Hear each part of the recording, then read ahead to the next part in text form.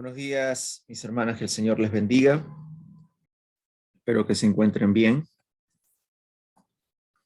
Vamos a iniciar el día de hoy nuestra clase, así que les pido de favor que ya podamos ubicarnos. Buenos días, pastor. Bendiciones. Dios les bendiga. Bendiciones. Vamos a... Buenos días, pastor. Buenos días, Dios les bendiga. Vamos a empezar dando gracias a Dios. Aún se están conectando los hermanos. Bien, vamos a orar. Vamos a elevar una oración. Así que acompáñeme, por favor. Oremos. Padre, gracias te damos, Señor, en este día que nos concedes. Nos das la vida y las bendiciones, Señor, que recibimos de ti cada mañana. Te pedimos que nos ayudes en este tiempo, danos sabiduría, Señor, nuestra mente, para poder estudiar tu palabra con reverencia, con devoción, Señor, y tener la disposición de ponerla por obra. Te damos gracias en el nombre de Jesús. Amén. Muy bien, mis hermanas, que el Señor les bendiga a todas, se van conectando. Vamos a continuar con las clases, nuestra tercera clase de este curso.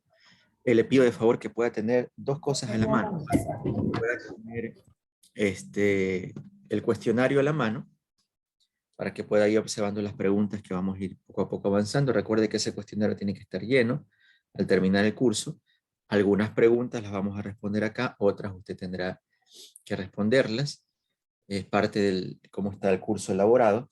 Entonces, por un lado el cuestionario y por otro lado el material que le había dicho de las lecturas complementarias, ¿no? Que también lo pueda tener cerca a su mano, ¿ya? Sea que lo tenga impreso o digital, como usted se haya organizado, eso ya depende de usted. Pero tengamos esos dos materiales, aparte de la Biblia, obviamente, y vamos el día de hoy, con la ayuda del Señor, a ver si nos da el tiempo, a tratar de responder por lo menos las 4 primeras preguntas, quizás. No sé si llegamos a la quinta, ojalá podamos llegar a la quinta pregunta, ya para poder responder entre la cuarta y la quinta el día de hoy, que tienen que ver con el libro de Génesis, por lo menos la primera parte del libro de Génesis. Entonces tenga ese material a la mano para poder ir desarrollando, escribiendo también y contestando.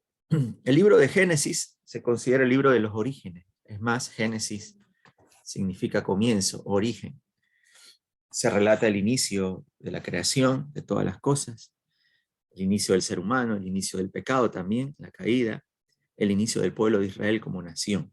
Entonces, por eso se lo conoce el libro del inicio, de los comienzos, o el libro de los orígenes. En cuanto, ya hemos hablado, la autoría, ¿verdad? El Pentateuco, vimos la teoría documentaria, aunque la tradición afirma que el autor es Moisés, hay teorías que descartan esa idea. Sin embargo, podemos nosotros trabajar bajo la premisa de que bajo la tradición Moisés es el autor. Sin embargo, ya hemos dicho la parte científica de lo que tiene que ver con la parte de la paternidad literaria del Pentateuco.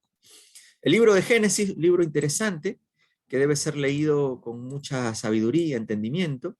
El nombre de Génesis viene de la Septuaginta, aquella traducción de la Biblia del Antiguo Testamento del hebreo al arameo, que se la conoce como, al griego, ¿no? Que se la conoce como la Septuaginta o versión de los 70. En esa versión, el libro de Génesis, se encuentra el nombre que significa principio, origen o nacimiento.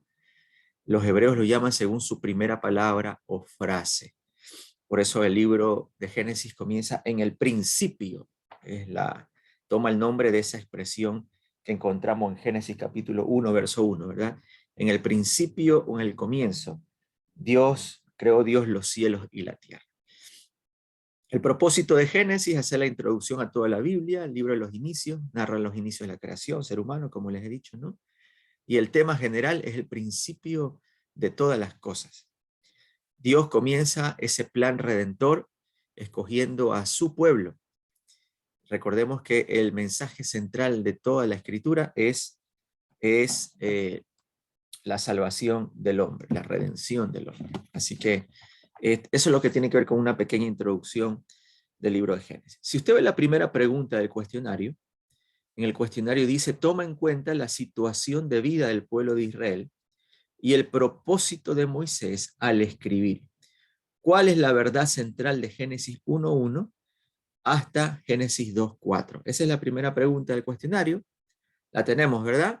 Estamos ubicados ahí. Esa es la primera pregunta. Tomando en cuenta la situación de vida del pueblo de Israel y el propósito de Moisés, asumiendo como autor de la tradición, al escribir, ¿cuál es la verdad central de Génesis 1:1? Entonces vamos a dirigirnos a esta primera parte del libro de Génesis. Y hay que entender que el libro de Génesis, por lo menos en su primera parte, en esta primera parte, hay que leerla y tenerla con mucho cuidado. Esta primera parte. Esta primera parte de aquí, que va desde Génesis capítulo 1, ¿sí?, hasta Génesis capítulo 9, hay que entenderla y leerla muy bien en cuanto al aspecto literario. Vamos a ver que hay diferentes líneas de interpretación. Una es que considera que toda esta sección, es decir, igual, todo el libro de Génesis es un relato histórico. Es decir, para una línea de interpretación, Génesis relata hechos históricos.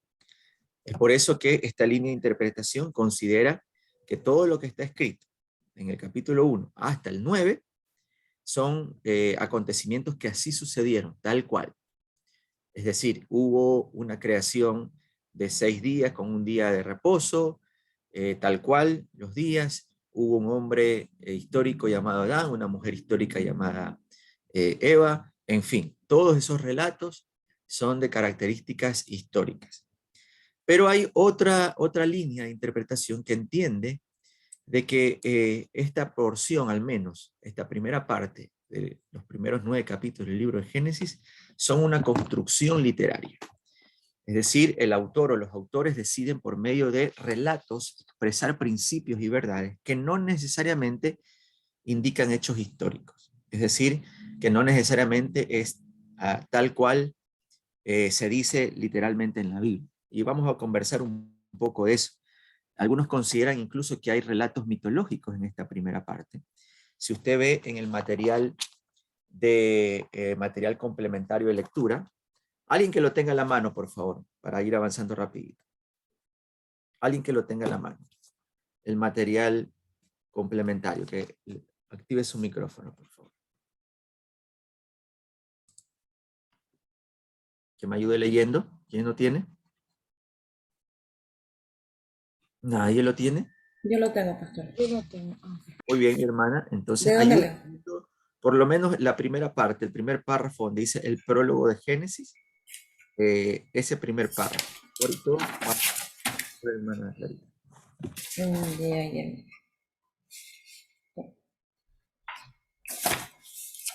Ya dice sí.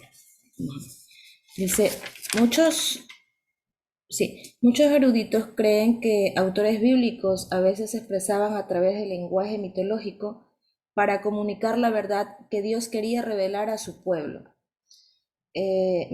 Mitológico significa algo falso, no significa algo falso, sino que se refiere a un relato casi siempre tradicional de acontecimientos ostensiblemente históricos, que sirve para desplegar parte de la cosmovisión que tiene un pueblo. El mito expresa cómo un pueblo comprende la realidad que juntos experimentan, no solo los hechos de su historia, sino también el significado interno de esos hechos. El intérprete del prólogo de Génesis tiene que averiguar el propósito de Moisés. Era la intención de que el prólogo contiene distintas clases de literatura. En algunos pasajes, Moisés emplea una estructura literaria muy rígida. El contenido se sujeta a un esquema literario que se mantiene a lo largo del pasaje.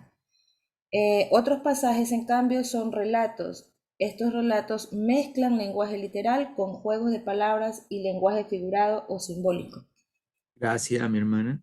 Este carácter del mito, muchos consideran que en la Biblia hay mito y que en esta parte del libro de Génesis hay mitología, entendiéndose, a veces hay una concepción errada de lo que implica el mito. El mito no es algo falso, para empezar, porque podríamos decir, entonces esto es falso, ¿no?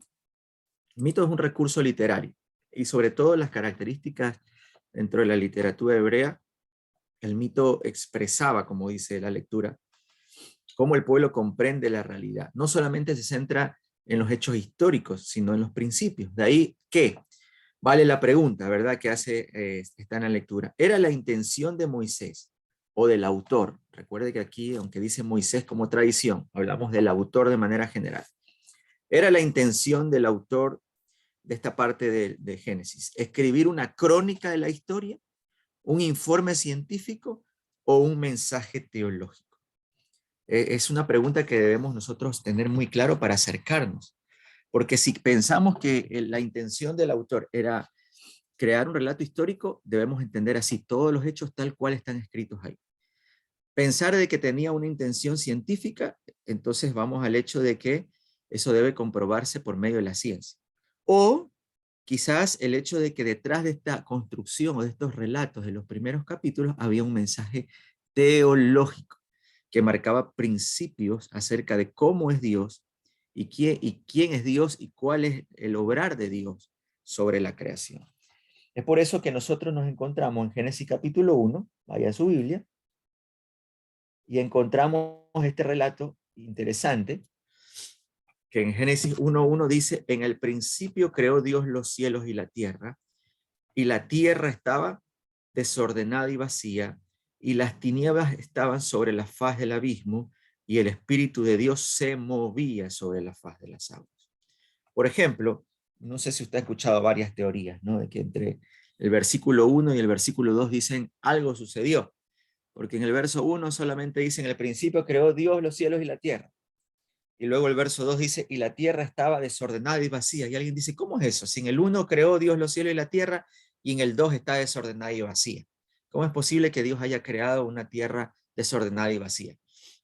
Entonces hay muchos que creen que este relato es histórico. Dicen, algo pasó entre el verso 1 y verso 2, y ahí han salido una serie de teorías de lo que pasó entre el verso 1 y 2. Algunos dicen que ahí fue la caída de los ángeles en la rebelión de Satanás y que esa caída trajo destrucción a la tierra. En fin, se presta para poder elucubrar muchas cosas. Pero si entendemos que es una construcción literaria, que simplemente es un prólogo, por ejemplo, la perspectiva cambia. Entonces vamos a analizar y entender, tratar de comprender sobre todo esta primera parte de los 9 primeros capítulos, cuál es el mensaje o la esencia teológica de este relato. La segunda parte está lo que tiene que ver con el inicio de la nación de Israel. Bueno, sí es un relato un poco más histórico, aunque también hay que leerlo con mucho cuidado. Pero hay que hacer una distinción en estas dos partes del libro de Génesis. Recuerde que si hay alguna pregunta, por favor, levante la mano. Nos concentramos en la creación.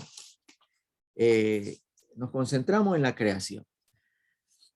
El principio del autor que quiere básicamente resaltar tiene que ver con presentar a un Dios que es creador de todas las cosas. Tanto es así que yo le desafío a que usted pueda contar cuántas veces se menciona a Dios en el capítulo 1. Vaya en su Biblia, solo en el capítulo 1, y cuente cuántas veces se menciona el nombre de Dios en el capítulo 1. Así a breve rasgo, vaya y cuente cuántas veces se menciona a Dios. Haga ese ejercicio sencillito ahorita.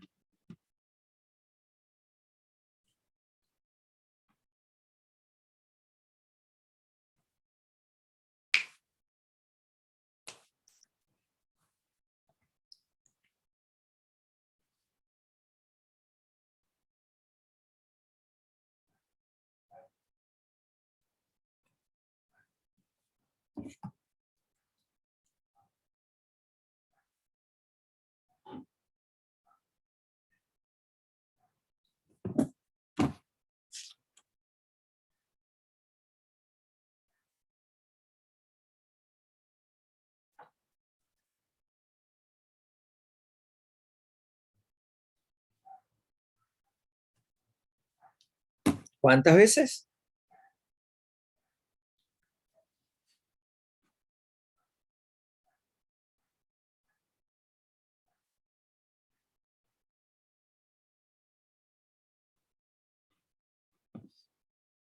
A ver, está difícil.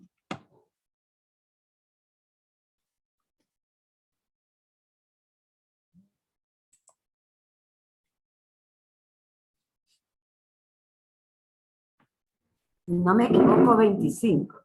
25, dice mi hermana Blanca. ¿Alguien da más? Yo encontré 29, pastor, en la versión NTV. 29 en la versión de Yo TV. 28. Yo 27. 27. 27. Pongámonos de acuerdo. Bueno, no nos vamos a poner a pelear por saber quién tiene la razón. Lo cierto es que indistintamente la versión aparece muchas veces, entre 25 y 30 veces, solo en el primer capítulo, la palabra Dios. ¿Por qué? El autor, más que enfocarse en presentar un orden cronológico, como muchas veces se ha entendido el libro de Génesis, tiene la idea de presentar el principio. ¿Cuál es el principio? Presentar a un Dios creador, ¿sí? Creador. Eso es importante. En el capítulo 1, el nombre asignado a Dios es Elohim.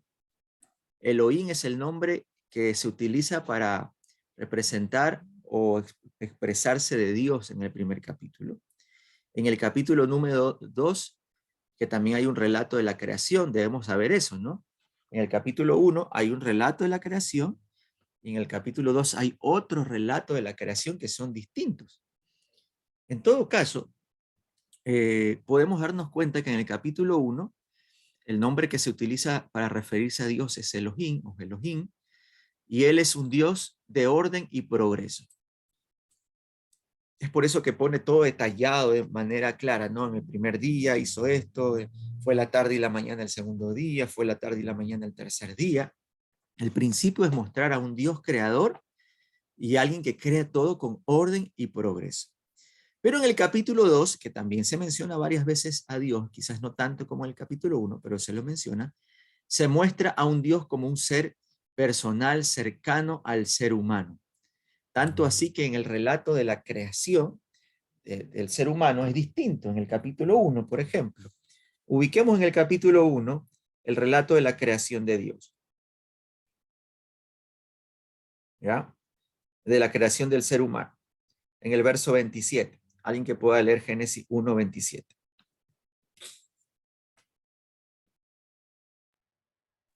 Dice, y creó Dios al hombre a su a imagen de Dios lo creó, varón y hembra lo creó. Muy bien, entonces ahí tenemos esa parte que se muestra a Dios creador del ser humano. Pero es algo impersonal.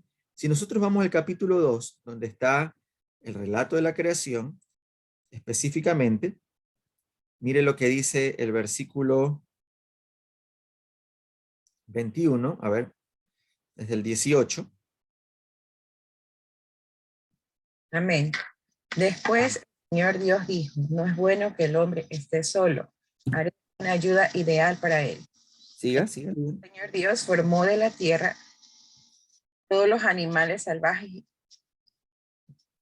y todas las aves del cielo. Los puso frente al hombre para ver cómo los llamaría. Y el hombre escogió un nombre para cada uno de ellos.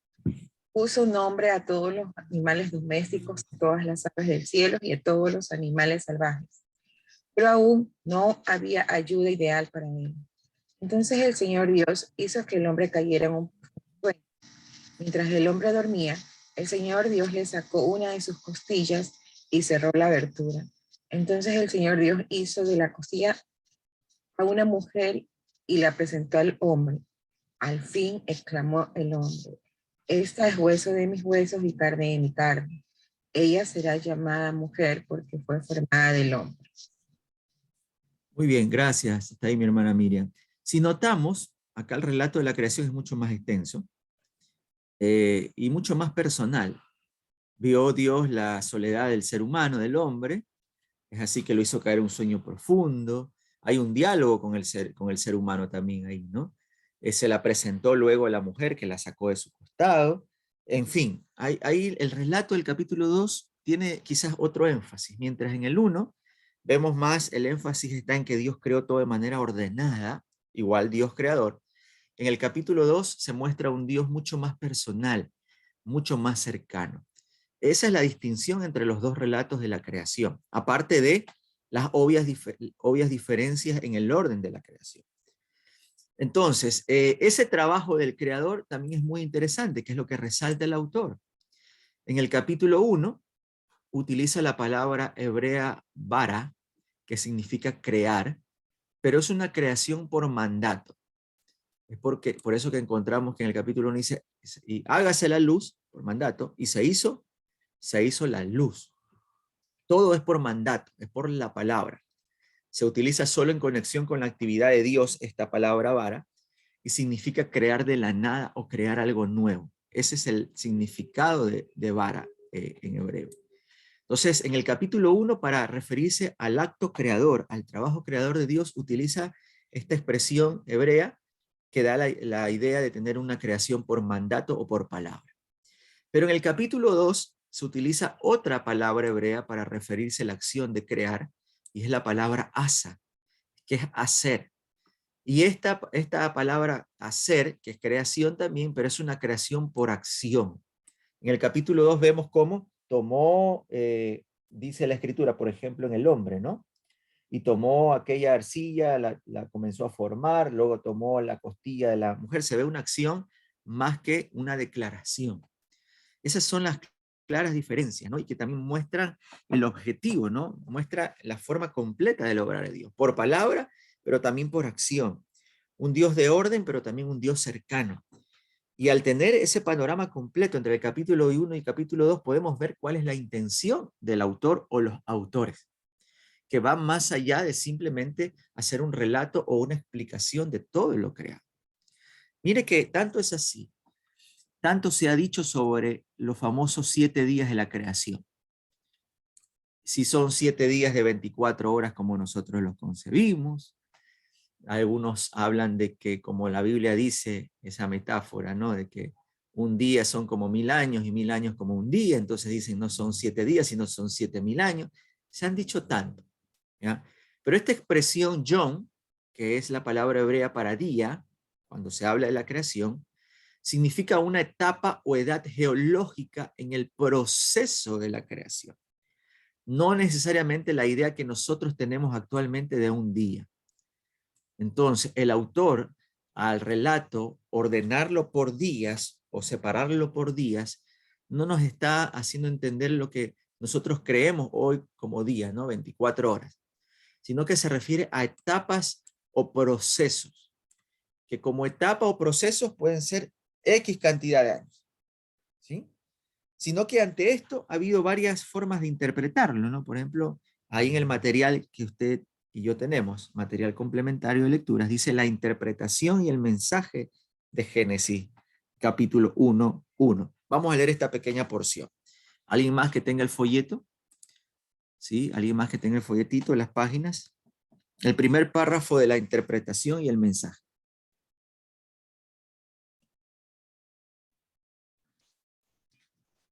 La interpretación y el mensaje de Génesis 1, versos del 1, 1 y 2, 3. Entre los cristianos evangélicos existen por lo menos 2 líneas o corrientes con respecto a la interpretación de Génesis 1:1 y 2:3. Unos creen que este pasaje presenta una descripción más o menos cronológica de la creación del mundo y buscan la manera de reconciliar la cronología de la creación con los hallazgos de la ciencia moderna. Los de esta línea se dividen en 2 grupos. Uno, los que creen que cada uno de los 6 días de la creación tienen 24 horas. 2, los que creen que cada día representa un largo periodo de tiempo, quizás miles o aún millones de años. Los primeros creen que Dios creó al mundo en menos de una semana, más o menos 6000 años. Los otros creen que Dios llevó a cabo la creación durante muchísimos años. Algunos de estos creen que quizás Dios usó un proceso de cambios y desarrollo entre varias especies y que este proceso de evolución teísta requiere que el mundo tenga una edad de millones de años.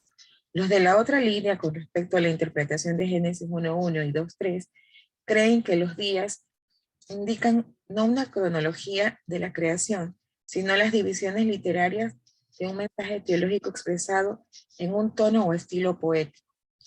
Estos no tratan de reconciliar Génesis 1:1 y 2:3 con la ciencia moderna, porque para ellos no existe ninguna discrepancia entre los dos, pues según esta interpretación, Génesis no dice nada con respecto a la cronología de la creación. ¿Quiénes tendrán la razón? Muy bien, esa pregunta, ¿no? ¿Quién tiene la razón? La eterna pregunta de siempre. Si aquí hiciéramos una encuesta de cómo hemos entendido este pasaje de la creación, bueno, quizás saldrían varias formas de entenderlo, ¿no? Miren que aquí se presentan dos líneas generales, la primera con una división, lo que yo les decía, ¿no? Aquellos que consideran que en Génesis hay un relato cronológico de la creación y tratan de encontrar, incluso a la par de la ciencia, confirmar ese relato de la creación. Y pensamos que la intención del autor era eso, presentar un orden cronológico, incluso científico. Eso tiene algunos riesgos, porque eso es lo que ha dado cabida a tantas objeciones a la Biblia si nosotros asumimos que es un relato histórico. Cuestiones como la lógica nos llevaran a pensar, por ejemplo, en el orden de la creación, lo que Dios crea en el primer día. ¿Qué crea Dios en el primer día, según Génesis 1? Si pensamos que es un orden cronológico. ¿Qué es lo que Dios crea en el primer día? En Génesis capítulo 1. Los cielos y la tierra. Esa es la manera general, mire cómo lo entendemos. Ah, ya. Esa es la introducción. En el principio creó Dios los cielos y la tierra, pero es en el verso 3 donde aparece lo que Dios creó en el primer día. El día y la noche. Muy bien, dice que se hizo la luz La luz. y se fue la luz, y es ahí que llamó a la luz día y a las tinieblas llamó noche. Eso es lo que crea en el primer día. Pero si nosotros pensamos que es un relato cronológico y científico, la pregunta es, ¿de dónde sale la luz? Rápidamente nosotros científicamente decimos de las lumbreras. ¿Qué es lo que alumbra? El sol y la luna. Pero en el relato de la creación, las lumbreras, ¿cuándo fueron creadas?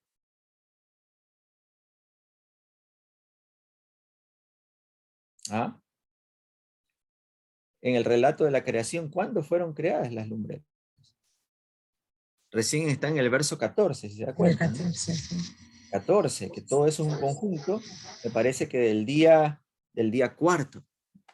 Entonces, si nosotros razonamos esto como un hecho histórico y científico, y decimos que en el Génesis 1:3, primer día, creó Dios la luz y el día y la noche, y recién el cuarto día creó las lumbreras, sol y luna, y decimos, ¿qué pasó ahí? Entonces, esos son los riesgos a los que nos sometemos si decimos que el relato de Génesis es un relato cronológico y científico. ¿Ya? Esas son las objeciones para entender de esta forma de interpretar.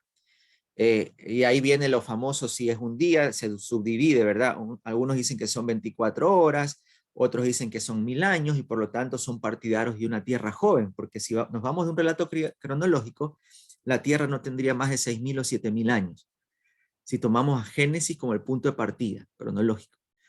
Pero cuando la evidencia científica, prueba evidencia científica, la tierra tiene millones de años. Y ahí hay una objeción científica. Entonces es ahí, si vemos que tomamos y queremos interpretar Génesis como un relato histórico y científico, pero al contrastarlo con la ciencia va a crear un conflicto. Y es ahí donde tenemos un problema. No sé si me hago entender. Es por eso que la segunda línea de interpretación propone de que la intención o la estructura del libro de Génesis, al menos en las primeras partes, capítulos, es la de un discurso teológico. Presentar un mensaje teológico que no dice nada respecto al orden de la creación. Y eso obviamente nos hace resaltar lo más relevante que hemos visto hoy. Dios creador, Dios que crea todo en orden, un Dios cercano y personal, un Dios que creó todo por mandato y un Dios que crea todo por acción. Y esa acción creadora pudo haber sido en un proceso de muchos años, etapas, y ahí están los días, John. Y de esa manera podríamos entender incluso la concepción de lo que fue la creación de Adán. Porque en el mismo libro de Génesis encontramos diferentes formas de la creación de Adán. Leímos la de Génesis 1, donde solamente dice que Dios creó al ser humano sin imagen y su semejanza. Leímos el relato de la creación de Génesis 2, ¿verdad? donde el relato es mucho más personal y la creación del hombre y la mujer es distinta en cuanto a orden. Pero si vamos, por ejemplo, a Génesis capítulo 5, vaya a Génesis 5, y mire lo que dice el verso 1 y 2.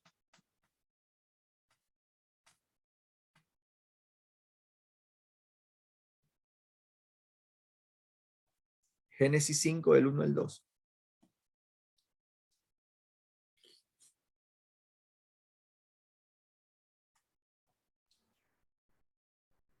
Este es el libro de generaciones de Adán, el día en que creó Dios al hombre a semejanza que Dios lo hizo.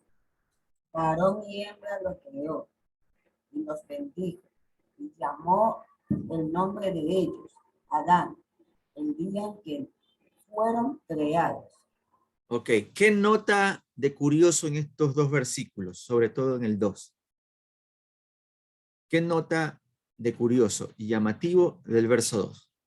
Quiero que lo lea con cuidado y dígame, ¿qué le llama la atención? ¿Qué es lo que a usted le sorprende o ahí hay un detalle, al menos interesante a mí me parece?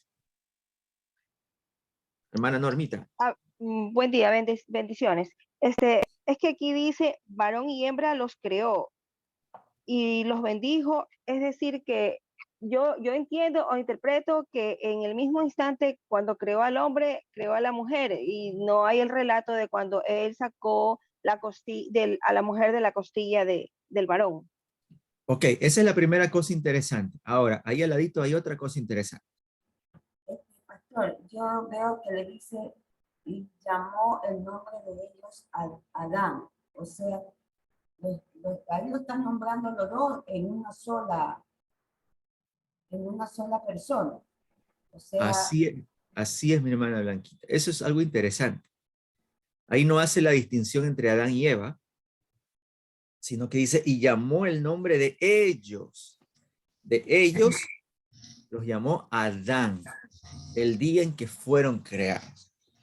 Entonces, ahí no hace la distinción de Adán, varón, mujer, Eva, sino que a ambos, a ellos les puso el nombre de Adán. ¿Y eso por qué? Porque Adán significa seres humanos, seres vivos.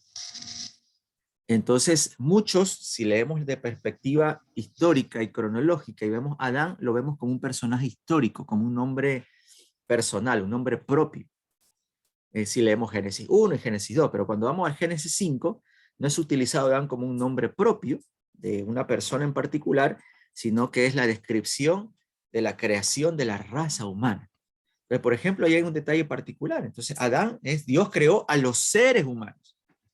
¿Sí? Dios creó a los seres humanos y a ellos les puso hombres y mujeres Adán, porque Adán significa seres humanos. Y eso abre el abanico a una creación que fue múltiple y no a una creación personal.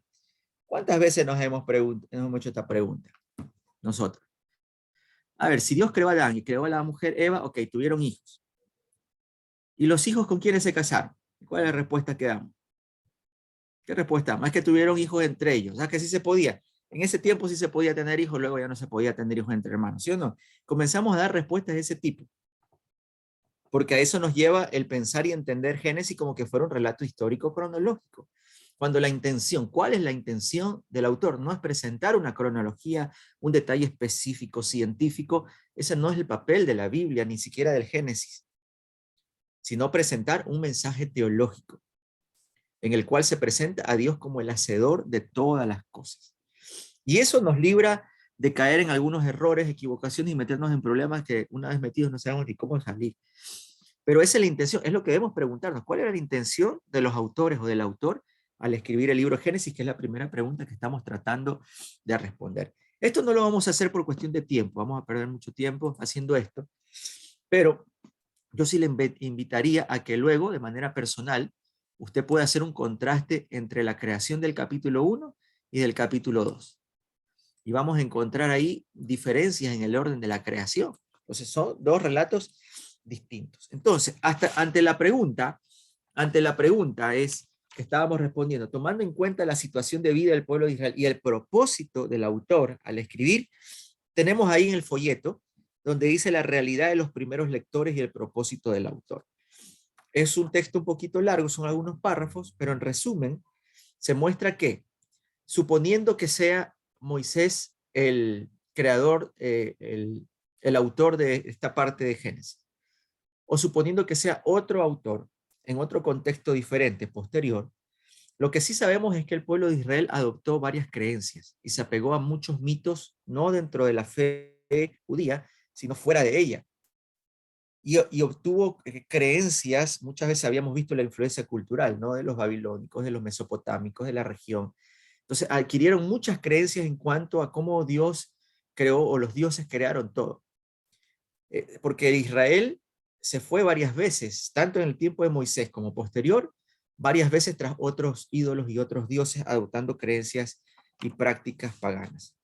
Entonces, la intención del autor, de alguna manera, era reformar o transformar o renovar. Si usted ve a la siguiente página del folletito, usted ve que en la siguiente página, segunda página, dice, para renovar la mentalidad y así transformar la conducta de los israelitas, Moisés tenía que corregir su cosmovisión pagana, dándoles una perspectiva correcta acerca del Dios viviente, de su buena creación y del hombre hecha a su imagen. Por ejemplo, los israelitas no debían tener otros dioses aparte de Yahvé, ni hacer ningún ídolo, ni hacer mal uso del nombre del Señor, porque según la enseñanza de Moisés hay un solo Dios viviente, quien es creador de los cielos y de la tierra, quien también sacó a los israelitas de Egipto, donde eran esclavos. Entonces mire usted cómo la intención, ahí vemos, la intención del autor era presentar a una generación, sea cualquier época, que se había desviado por Dios y había seguido otras creencias y enseñanzas, recordar y renovar el pensamiento de que había un Dios creador único que hizo los cielos y la tierra. Y ahí podríamos poner nosotros, en resumen, la respuesta a esa pregunta, ¿no? En base a ese contexto, puede usted subrayarla y luego trabajarla ya de manera más precisa, ¿no?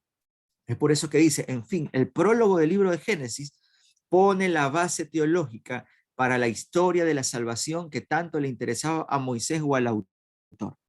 Entonces, esta es la base teológica de todo lo que vendría después en el Pentateuco. ¿Alguna pregunta, mis hermanos?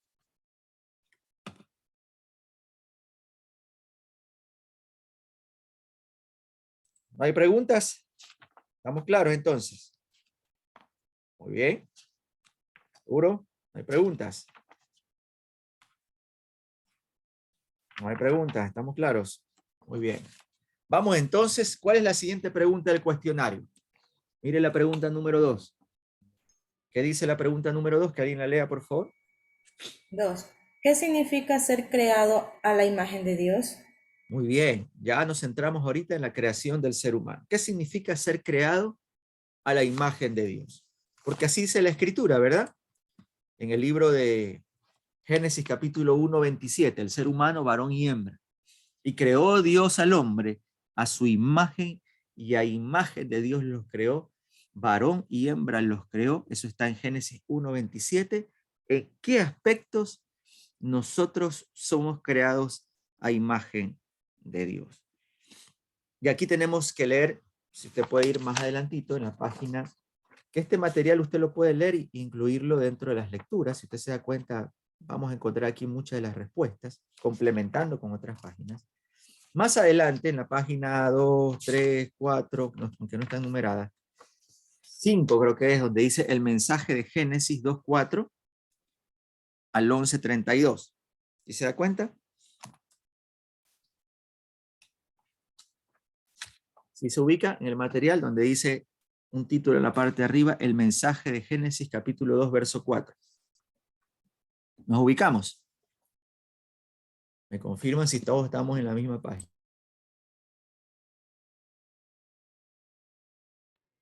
¿Sí tenemos? Pastor, donde dice el protagonista de la creación es Dios ahí. Correcto, esa parte. Ahí usted va a encontrar que hay subtemas, ¿no? Está Dios, está la creación y luego dice el hombre. ¿Sí se da cuenta? En el primer párrafo dice Dios, en el segundo dice la creación, en el tercero el hombre. Quiero saber si mis demás hermanas están alineadas en la misma página para poder avanzar. ¿Sí estamos? ¿Todos? ¿Sí? Ok, entonces entiendo que el silencio es que sí están todas. Muy bien, y miren lo que dice la parte del hombre. Vamos a centrarnos en esa parte del hombre. Quiero pedirle a mi hermana Rocío, no sé si ya tenga el material, nos puede ayudar con la lectura de ese párrafo que dice el hombre. Claro que sí, dice el hombre. El hombre es una persona, es decir, puede tener relaciones personales con otras personas porque tiene inteligencia, emoción y voluntad. Es más, el hombre debe reflejar a Dios porque está hecho a la imagen de Dios. La semejanza, la del hombre a Dios, no es material, sino espiritual porque Dios es espíritu. El hombre tiene la capacidad de entablar una relación personal con Dios porque puede conocerle, amarle y obedecerle. El hombre tiene la posibilidad de reproducir en su vida las virtudes de Dios. Más bajito también continúa el ojo, donde dice ojo. Ojo, aún después de la caída, el hombre tiene la dignidad y los deberes que corresponden a los que reflejan la imagen de Dios. La imagen de Dios en el hombre no ha sido borrada. De ser así, ya no sería humano. Pero sí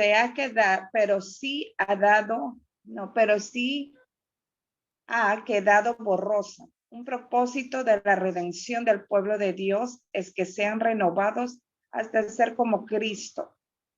¿Quién es la representación exacta de Dios?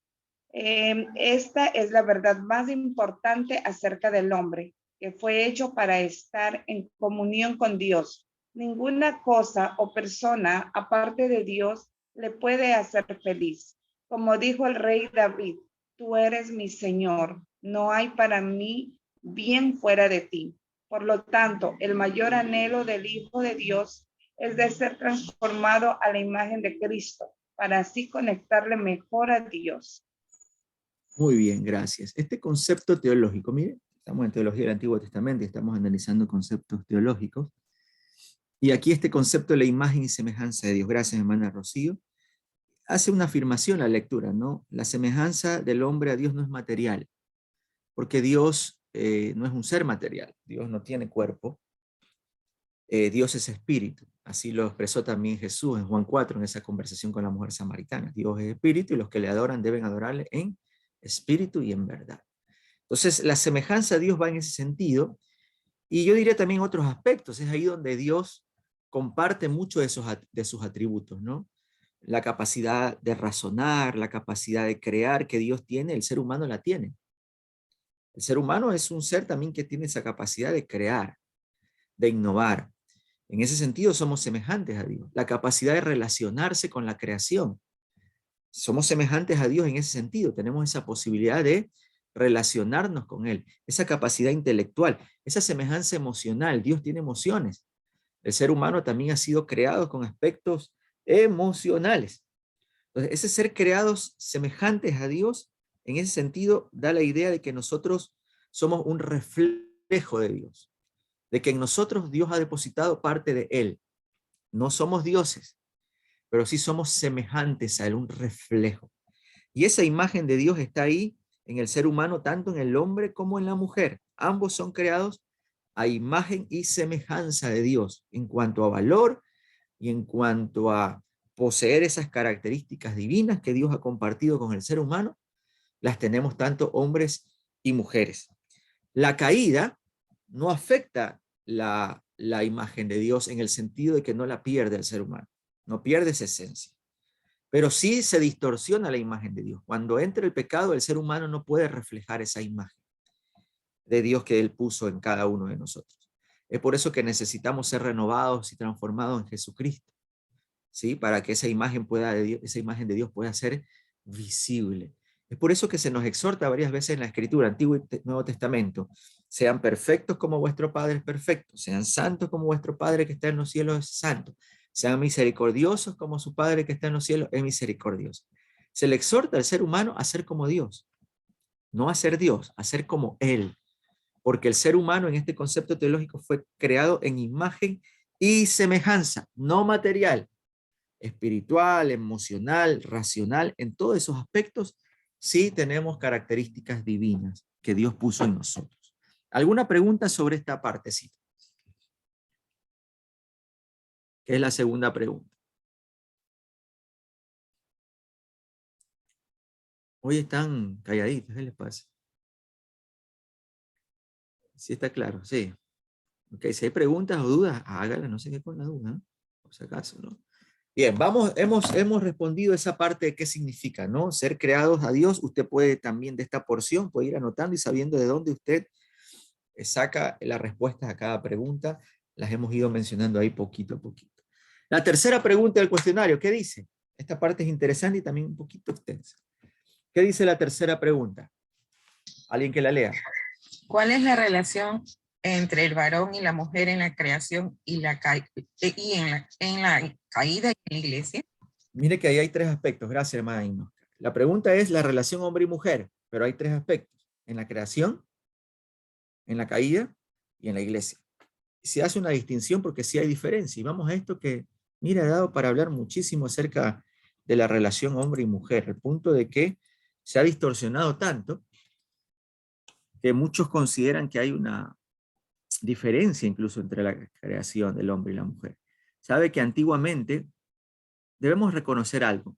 La Biblia fue escrita en un contexto cultural distinto al nuestro y un contexto patriarcal, donde la figura del varón era predominante, más que sobre la mujer. Así era la cultura hebrea.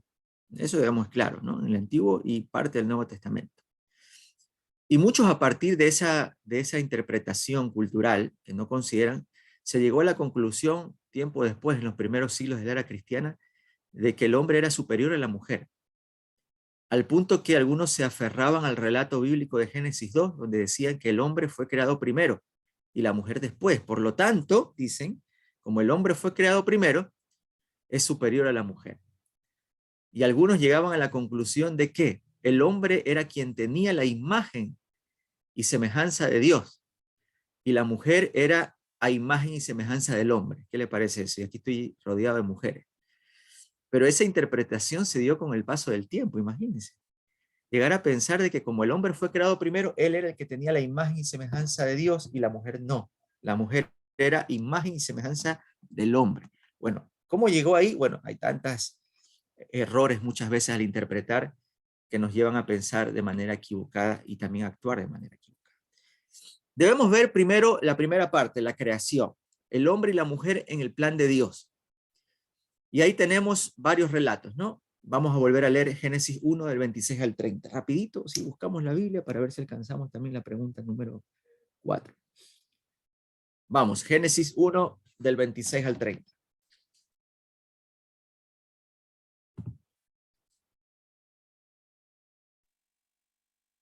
¿Quién lee?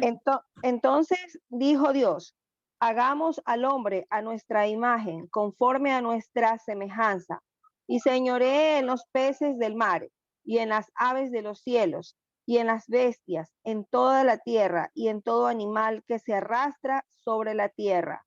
Y creó Dios al hombre a su imagen de Dios lo creó, varón y hembra los creó, y los bendijo Dios, y les dijo, fructificad y multiplicaos, llenad la tierra y sojuzgadla, y señoread en los peces del mar, en las aves de los cielos y en todas las bestias que se mueven sobre la tierra.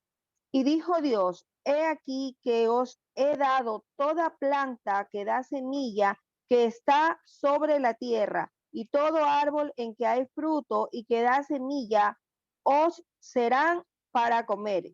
Y a toda bestia de la tierra, y a todas las aves de los cielos, y a todo lo que se arrastra sobre la tierra, en que hay vida. Toda planta verde les será para comer. Y fue así. Muy bien, gracias, mi hermana Norma. Ya hemos leído esa primera parte. Génesis 5, 1, 2 también ya lo leímos, donde notábamos que Dios creó al hombre y a la mujer y les puso el nombre Adán a los dos. En Génesis 1 también se dirige a los dos. Y Génesis 1 dice, creó Dios al hombre, varón y hembra los creó, los pone al mismo nivel. Y es interesante que en estos relatos se ve claramente cuál es el plan de Dios. La humanidad, utilizando el término hombre, es en sentido genérico. Hombre significa criatura de la tierra o ser humano. Es una creación directa de Dios, creada a su imagen y semejanza. Entonces, cuando se refiere al hombre, y creó Dios al hombre, varón y hembra los creó, hombre es Adán, hombre es ser humano, criatura de la tierra. Hombre es una palabra hebrea que significa eso, criatura de la tierra, que viene de la tierra. Entonces, primero hay que entender eso, ¿no? Porque muchos dicen, creó Dios al hombre. Ah, está hablando del género, ¿sí? Masculino. No, está hablando en un sentido genérico, hombre y mujer. Es por eso que versiones modernas, en ese texto aparece ya no hombre, sino creó Dios al ser humano. Y viene traducido de esa forma, porque esa es la idea más adecuada, al ser humano. Y ser humano es hombre y mujer, para empezar. Esta humanidad fue creada en dos sexos distintos, porque es lo que vemos, varón y hembra, hombre y mujer. Iguales pero no idénticos. Los dos portadores de la imagen y semejanza de Dios. Así que en estos capítulos que estamos leyendo, claramente se ve eso. No hay distinción entre hombre y mujer en cuanto a la imagen, ser portador de imagen y semejanza. Los dos lo hicieron. Entonces hay una creación ser humano, por decirlo así, en dos versiones o dos sexos. Hombre y mujer no hay más.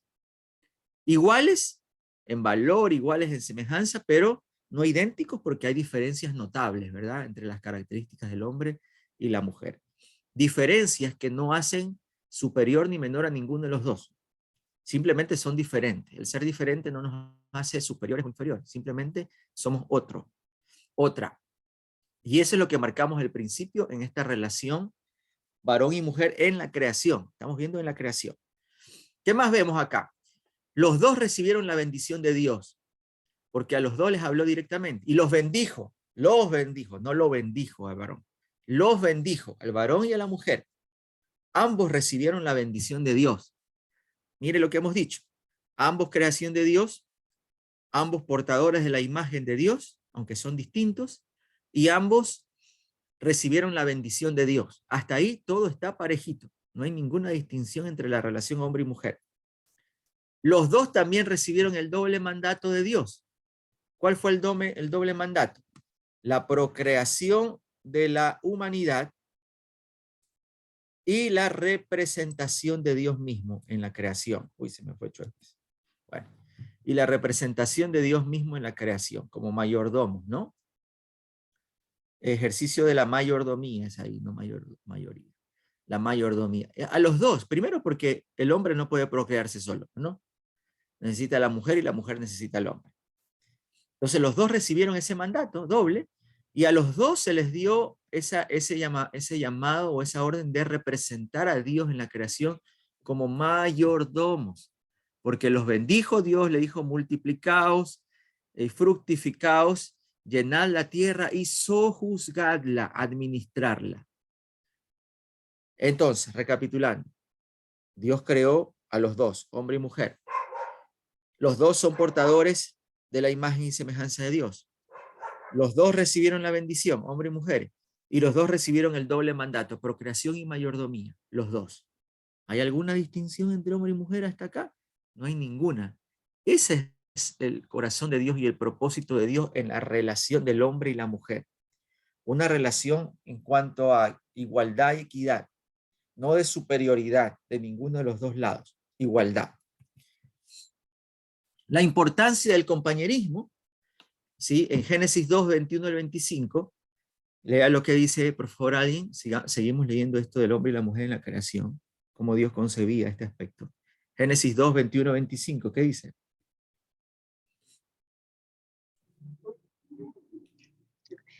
Entonces halló ayuda idónea para él.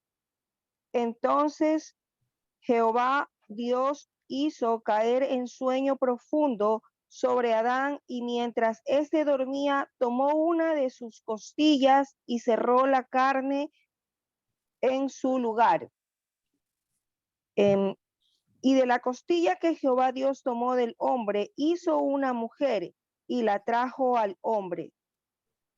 Dijo entonces Adán: esto es ahora hueso de mis huesos y carne de mi carne.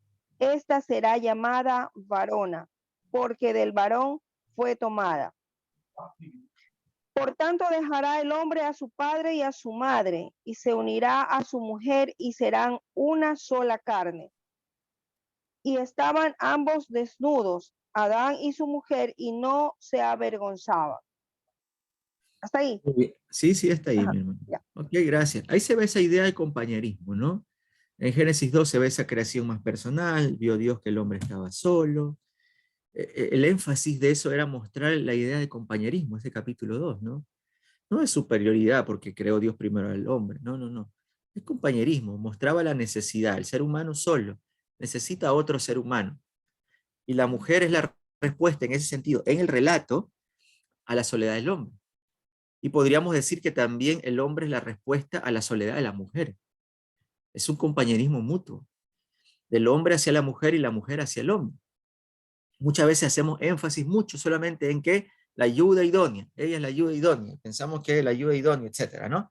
Mire que aquí hay la identidad de sustancia física, esa declaración, esta sí es hueso de mis huesos y carne de mi carne, porque en el relato Adán estaba solo con la creación, los animalitos, y no se identificaba con ellos, ¿sí? No había identidad con ellos. Pero acá sí, ve a la mujer y dice, wow, esta sí es hueso de mis huesos y carne de mi carne, esta es una como yo, semejante a mí. Eso describe el relato, ¿no? Recordemos cómo estamos leyendo como un relato teológico, no histórico ni cronológico, es un relato teológico. Entonces vemos esa identidad, compañerismo, identidad, semejanza en cuanto a lo que Dios creó. ¿Qué más? Las dos personas como dos versiones de la misma humanidad, la femenina y la masculina.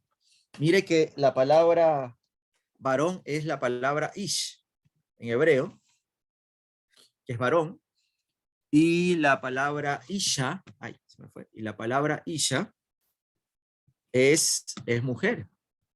Esto es mujer, isha, ish, varón, porque fue sacada del varón.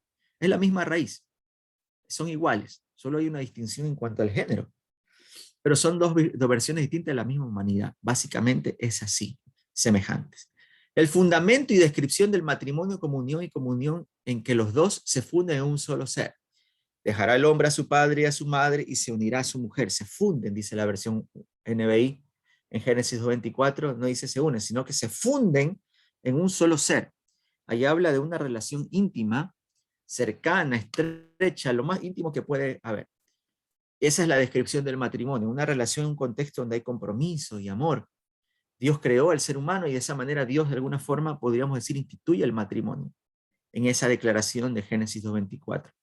Entonces habla y describe el matrimonio como una unión que no debe ser quebrantada, que no debe ser separada, una unión que no se divide. Esa es la palabra que aparece ahí, la palabra en hebreo. Ekat es la palabra cuando habla de se funden en un solo ser. Esa unión es una unión que no se divide y que no se separa entre el hombre y la mujer. ¿Qué más encontramos? El hecho de la formación del cuerpo del varón primero no da pie a la teoría de la superioridad masculina, no. Aunque si bien es cierto Pablo, teniendo una mentalidad farisea también, judío, él dice, ¿no? Porque el varón fue creado primero. Entonces por eso el varón es cabeza de la mujer. Él da ahí un sentido de superioridad. Hay que entender ese texto en el contexto en el cual Pablo lo dice. No, eso no es aplicable para cualquier contexto ni cualquier situación, que muchas veces ha justificado para decir, entonces por eso el varón debe estar sobre siempre, ¿no? Eso no da pie. El hecho de la creación, porque recuerden, no es un relato cronológico, es un concepto teológico, nada más. Basado en una necesidad, Dios muestra cómo Él suple la necesidad creando el compañerismo mutuo. Así que aquí no se da cabida a superioridad masculina, no. No es un argumento válido aquello, no es la intención de Dios en el relato de Génesis. Tampoco se puede considerar a la mujer subordinada al hombre por la manera en que se le llama ayuda idónea, porque esa es la idea, ¿no? La mujer ayuda al varón, entonces la ayuda es el varón, tiene que ayudarle en todo al varón. Recibe la ayuda, es como que, me viene a ayudar, mi sirvienta. Esa no es la idea. La palabra ayuda se traduce como eser y socorro. Y esa misma palabra, eser, en hebreo, que significa socorro, es la que se pide cuando alguien clama la ayuda de Dios, el socorro de Dios, es la misma palabra. Y cuando decimos que Dios nos ayuda, no estamos diciendo que Dios es nuestro sirviente, ¿verdad? ¿Sí o no? No estamos diciendo eso, simplemente que Dios en su misericordia nos ayuda, porque nosotros necesitamos. Entonces, al hablar de ayuda idónea, está hablando de ese sentido, ¿no? Un socorro que ofrece. y no la idea de que viene a servirme en todo lo que yo quiero. Ese es un concepto equivocado que debemos ir transformando y comunicando de manera adecuada para entender lo que significa esta ayuda idónea, que es basado en una relación mutua de compañerismo. ¿Alguna pregunta hasta ahí? ¿No? ¿Okay? Vamos a la parte de la relación hombre y mujer en la caída. Y aquí viene el problema. Aquí viene el problema. En Génesis capítulo 3, vaya a su Biblia, Génesis capítulo 3, por favor.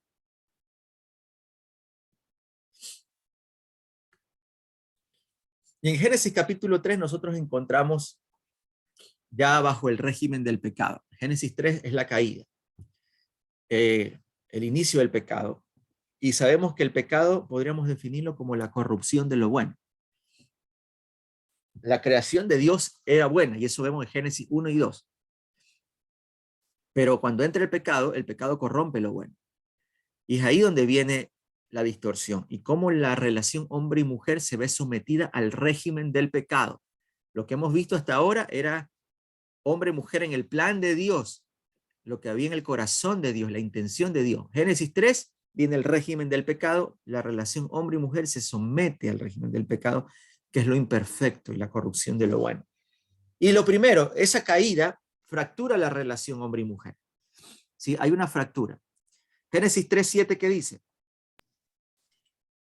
En ese momento se les abrieron los ojos y tomaron conciencia de su desnudez. Por eso, para cubrirse, tejieron hojas de higuera. Muy bien, ahí hay una fractura, ¿no? Y hay un sentido de vergüenza, porque dice que ellos se dieron cuenta de que estaban desnudos y los ojos fueron abiertos, se dieron cuenta, ¿no? Se hicieron delantales. Entonces, primera cosa, lo que trae la caída, la pérdida de esa condición de inocencia. Dios creó al ser humano en un estado de inocencia que tenía que ser puesto a prueba. Y ese estado de inocencia con el pecado se cae, se rompe, y es por eso que eso representa la condición de desnudez. Ahora nos damos cuenta, esa inocencia se perdió. El sentido de vergüenza, porque se esconden, se sienten vulnerables, por eso se esconde el ser humano. Entra la vergüenza y ese sentimiento de vulnerabilidad que afecta a la relación hombre y mujer, definitivamente. La tendencia a no asumir su propia responsabilidad, sino esconderse y después echar la culpa al otro. Mire lo que dice el 8. 3:8. Y luego vamos al 2 y 3. ¿Qué dice el 3:8? Y oyeron la voz de Jehová, Dios que se paseaba, de Jehová Dios que se paseaba en el huerto al aire del día, y el hombre y su mujer se escondieron de la presencia de Jehová Dios entre los árboles del huerto. El Mas 12 y el Jehová, 13. ya, 12 y 13. Okay. Y el hombre respondió, la mujer que me diste por compañera me dio el árbol y yo comí. Entonces Jehová Dios dijo a la mujer, ¿qué es lo que has hecho? Y dijo la mujer, la serpiente me engañó y comí. Gracias, mi hermana. Entonces tenemos ahí, ¿no? El hecho de esconderse primero, ese concepto teológico de pensar de que se podían esconder de Dios. Y el segundo, no asumir la responsabilidad, sino echarse la culpa, ¿no? Cuando Dios confronta a Adán, le dice la mujer que me diste. No solo le echa la culpa a la mujer, sino a quién le está echando la culpa. A Dios, porque le dice, tú me diste a esta mujer. En otra palabra, Adán le está echando la culpa a Dios porque le dio a la mujer. Le echa la culpa a la mujer, pero de manera indirecta a Dios. Y luego van de la mujer, y la mujer, ¿a quién le echa la culpa? A la serpiente. ¿Se da cuenta cómo se endosan la responsabilidad? Y no le preguntó a la serpiente, porque la serpiente no tenía a quien culpar, pero si hubiera tenido a quien culpar, la serpiente también se excusaba. Y ahí está ese sentimiento de culparse y no asumir responsabilidad. Mire cómo se distorsiona de lo perfecto, de esa idea de compañerismo que había, de inocencia, de sentir la presencia de Dios, se quebranta, vergüenza, vulnerabilidad, no asume la responsabilidad, se esconde, culpa a otro, eso produce el pecado. ¿Qué más? El doble sufrimiento a la que la mujer se ve sujeta, el dolor en el parto y la dominación del hombre. Verso 16, ¿qué dice?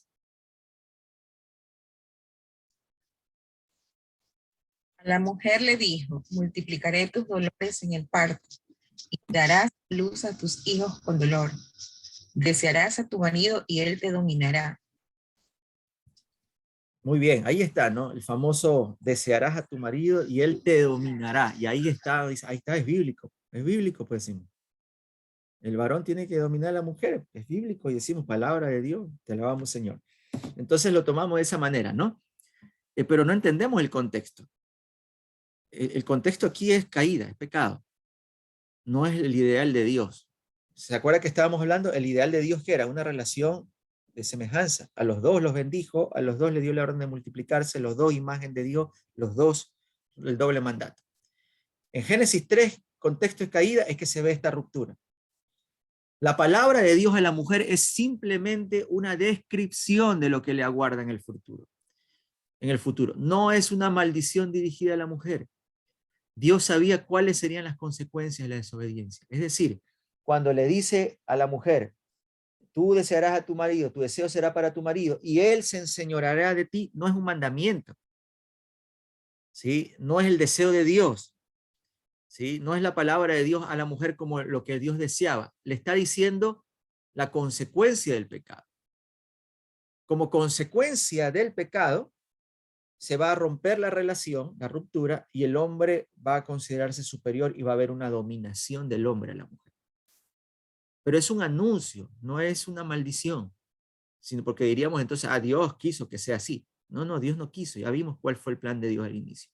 Entonces, esta dominación o superioridad del hombre y la mujer se da en el contexto de la caída, no es el deseo de Dios, es una consecuencia del pecado. ¿Por qué existe esa separación o dominación del hombre cabeza, mujer? Es consecuencia de pecado. No estaba en el plan original de Dios, ese no es el deseo de Dios. Simplemente consecuencia. Y es por eso que ahora tenemos que irnos a lo que se entiende el Nuevo Testamento. Si ya vemos la relación hombre y mujer en la creación, la relación hombre y mujer, la caída, vamos a la relación hombre y mujer en la iglesia, en el Nuevo Testamento, en Efesios 5:21, que es uno de los textos que muchas veces apela para esto también de leer. Bueno, es muy extenso, Génesis 21 al 33, lo podría leer en la casita, pero vamos a leer Efesios 5:21, perdón. Efesios 5:21. Partamos de eso.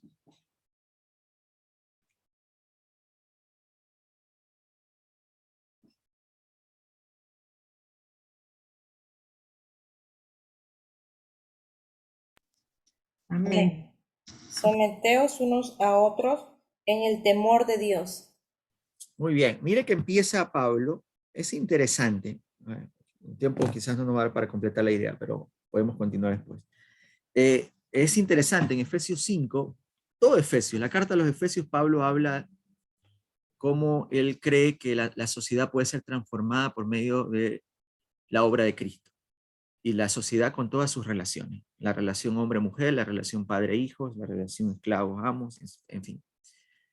Y ese contexto, Efesios 5, es el pasaje, el contexto de la llenura del Espíritu Santo. Efesios 5:18, más arribita, dice, no os embriaguéis con vino, en lo cual hay disolución, antes bien, sed llenos del Espíritu Santo y todo eso, ¿no? Entonces, en ese contexto de llenura del Espíritu Santo, vamos a esta parte de la relación hombre y mujer. Es decir, él apela a que la relación hombre y mujer también sea fruto de la llenura del Espíritu Santo. Partiendo de eso. Efesios 5:21 parte de una premisa. Someteos unos a otros. ¿Sí? El sometimiento es mutuo. Debemos empezar con eso. El sometimiento es mutuo.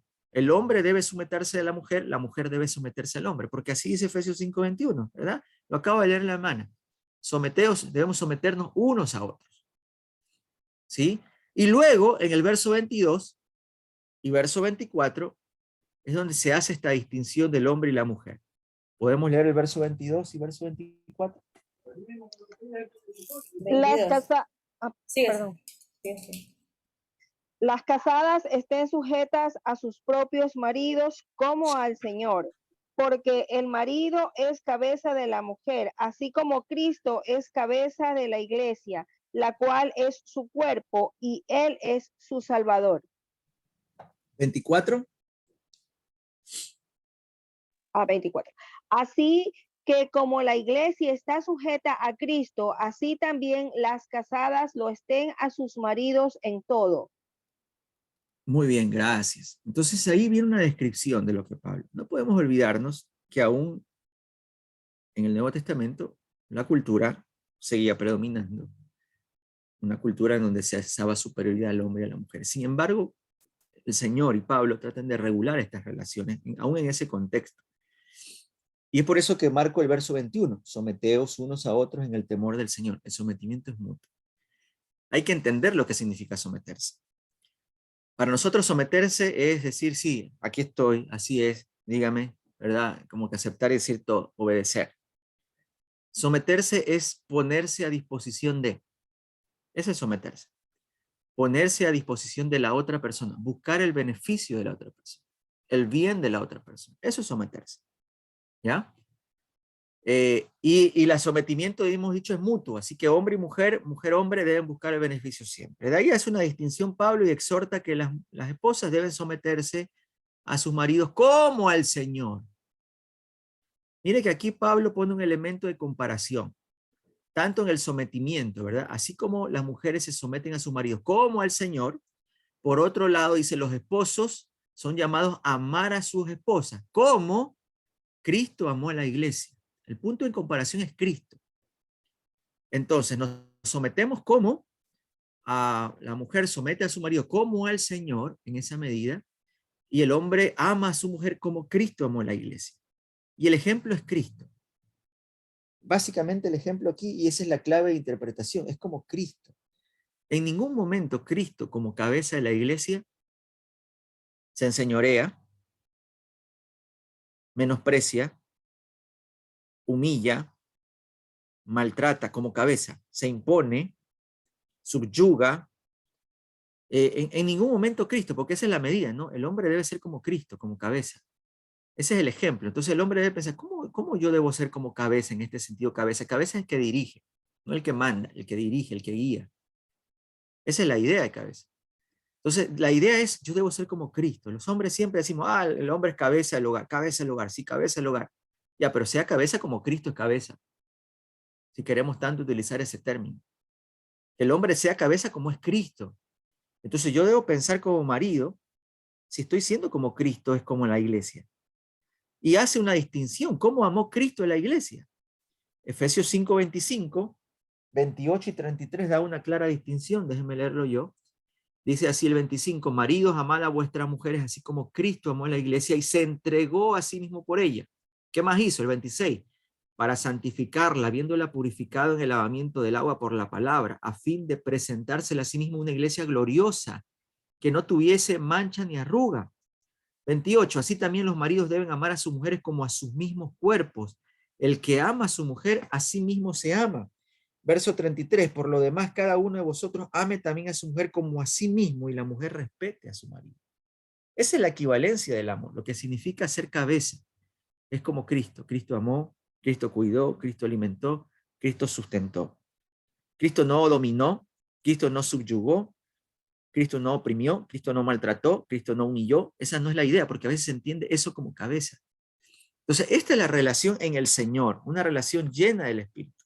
La exhortación inicial al sometimiento mutuo forma parte en el original griego de una compleja cláusula que se inicia con otra exhortación relativa a la plenitud del Espíritu de Dios en la vida cristiana. No os embriaguéis con vino, antes bien sed llenos del Espíritu. Lo que sigue son resultados de la presencia del Espíritu. Cuando el creyente es lleno del Espíritu, dominado por el Espíritu, puede ejercer una relación saludable hombre y mujer, aún en el matrimonio. Y vuelve al inicio, a lo que había en el corazón de Dios al inicio, en el plan de Dios en la creación. Hombre y mujer, mismo valor, mismo nivel, semejanza, ambos imagen y semejanza de Dios, ambos bendecidos, ambos con una misión. Y eso es lo que está en el corazón de Dios al entender la relación hombre y mujer en el Nuevo Testamento. Entonces, la definición de la relación esposo y esposa precede a la referencia a los hijos, porque en efecto los cónyuges se casan entre sí, no con sus hijos. Porque eso es interesante, ¿no? A veces usted le pregunta a una mujer o a un hombre, si tienes que escoger entre tu esposo y tus hijos, yo escojo a mis hijos. ¿Sí? Lo interesante es que somos una sola carne con los esposos, no con los hijos. El hombre y mujer es una sola carne con el hombre y la mujer entre sí. No hay una relación más íntima, ni siquiera la de madre-hijo ni padre-hijo. Solo los esposos pueden llegar a ese nivel de intimidad tan profundo. Pero tan desprestigiada está la relación hombre y mujer, mal entendida, aún dentro del cristianismo, que muchas veces hay esa preferencia entre hijos que esposos. Los hijos se van, y con quien nos vamos a quedar es con nuestro cónyuge. Así que pensemos en aquello, ¿no? Porque los hijos van a crecer y se van, tanto que damos la vida por los hijos, se van a terminar yendo. Pero con quien nos quedamos es con el cónyuge. Pero muchas veces hemos descuidado esta relación hombre y mujer. No es que no debemos darle importancia a los hijos, pero cuidemos la relación hombre y mujer. Es la que precede la relación con los hijos. Y eso es algo en que la iglesia debe meditar hoy en día y que muchas veces por mal entender estos conceptos teológicos, eso se traduce a la vida diaria y la vida familiar. ¿Alguna pregunta? ¿Nos quedan unos minutitos? ¿No? Bien, hemos avanzado por lo menos 3 preguntas, pero bueno, ahí vamos. Vamos avanzando. Y recuerde, usted puede ir avanzando. Este material complementario le va a ayudar mucho a responder las preguntas. Si usted quiere, puede ir avanzando, ganando tiempo. No esperando que quizás resolvamos, porque igual no vamos a avanzar todas acá, solo algunas de ellas. ¿Estamos claros? Nos vamos a quedar hasta ahí, porque tenemos que conectarnos ya mismo con algunas hermanas en otra clase, así que le vamos a dar un tiempito para que estire las piernas, desayune, o no sé, descanse un ratito. Que el Señor me las bendiga, mis hermanas. Nos vemos Dios mediante la próxima clase. Venga. Amén.